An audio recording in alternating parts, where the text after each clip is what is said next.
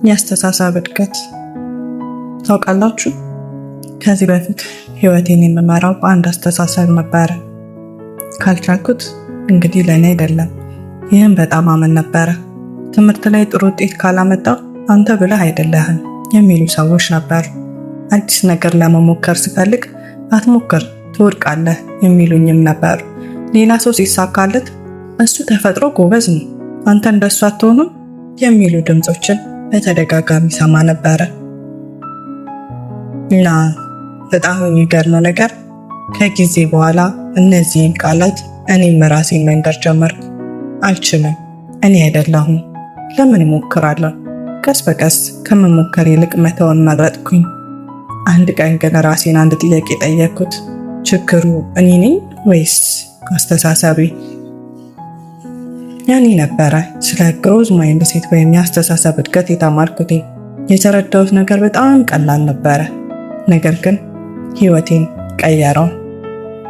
ችሎታ ትውልድ የሚቆይ አይደለም፣ በየቀኑ በምታደርገው ጥረት ያድጋል።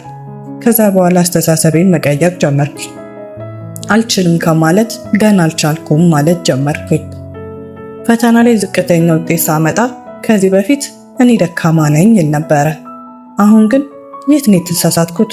በሚቀጥለው ጊዜ ምን ላሻሽል ብዬ እጠይቃለሁ። ስህተት ጠላቴ አይደለም፣ አስተማሪ ነው።